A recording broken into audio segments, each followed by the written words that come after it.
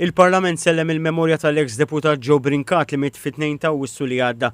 Il-Prim Ministru Robert Abela ddeskriva diversi laqat li kellu ma' Dr. Brincat, diskussjonijiet li matulhom spjega kif kien jitkellem b'sens ta' kburija u anke nostalġija l-qasam tal-ġustizzja.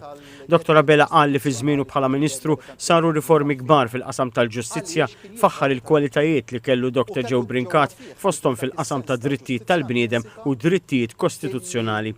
Il-Prim Ministru temmi fakkar fl-imħabba li kellu Dr. Joe Brincat għal vulnerabbli u dawk fil-bżonn.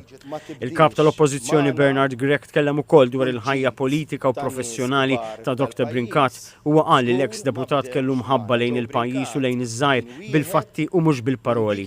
Diversi drabi ddeskriva lil Dr. Brincat bħala bniedem ġenwin li jipprattika dak li jemmen fih fil-politika u anka bħala avukat. Dr. Gregg qal li Dr. Brincat kellu mħabba lejn is-sens ta' ġustizzja u fil-politika, fix-xogħol u f'ħajtu dejjem ġabruħu b'ġenwinità.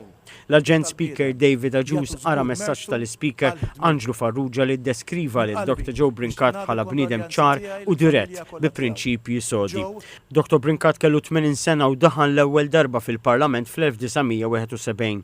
Huwa kien ukoll rappreżentant fl-Assembleja tal-Kunsill tal-Ewropa u kien appuntat Viċi President tal-istess Assembleja fl-1978. Wara l-Parlament bida jiddiskuti fi stadju ta' tieni qari abbozz li se jdaħħal pieni aktar ħorox kontra kull min jattakka uffiċjal pubbliku, inkluż membri tal-Korp tal-Pulizija.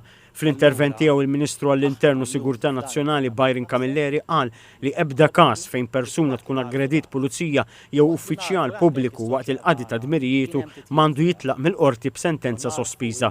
Huwa saħaq ukoll li l-Gvern qed iħarrax il-multi u l-pieni ta' ħabs biex jagħti lok li l-qorti tkun iktar jibsa fejn tħoss il-ħtieġa li tagħmel dan. Minnaħa tiegħu il-kelliem tal-Oppożizzjoni għall-Internu Sigurtà Darin Karabot esprima tama li ż-żewġ naħat tal-Kamra jaqblu fuq dawn l-emendi.